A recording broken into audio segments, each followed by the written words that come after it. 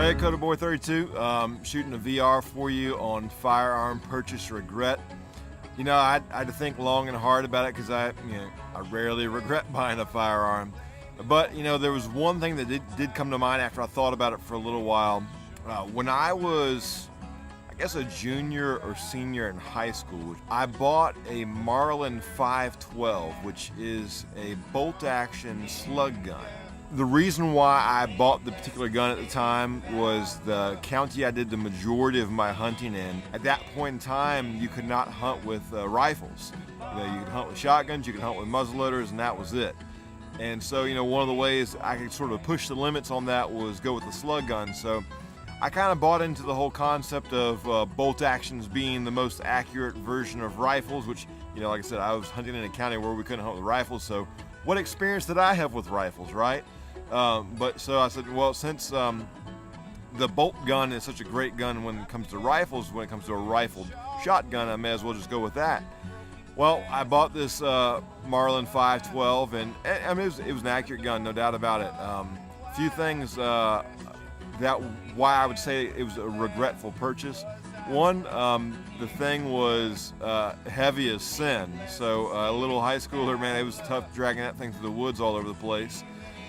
Two, man, but I only really got 1 or 2 hunting seasons out of it, because by the time I graduated high school, moved away to Texas, then moved back to Virginia. By the time I moved back, M County had changed the laws and we could hunt with rifles then.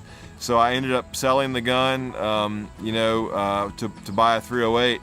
You know, and also not having a background in rifles, it took me a little bit to learn how to sight in a scope. Because, man, we'd really just shot open sights our whole life. And so, sighting in a 12 gauge, 3-inch Magnum slug gun, by the time I got that dude dialed in, my shoulder was purple. Then there was my father who, like I said, grew up his whole life living there.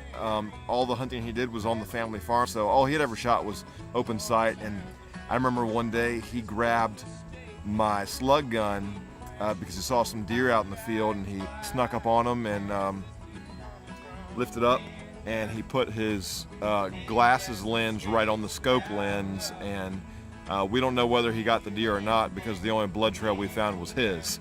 So not only was it a regretful purchase for me, but it was a regretful purchase for my father as well.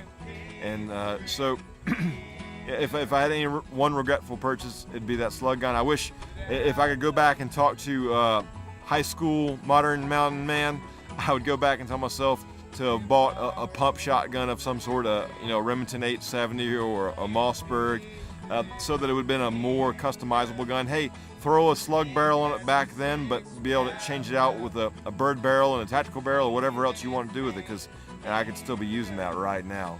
So that's my biggest firearm regret, was that expensive slug gun that I spent all that money on, the expensive slugs, the gun, the scope, all that, when I could have bought a more versatile gun that I could still be using and shooting right now. God bless you. Go take your mountain.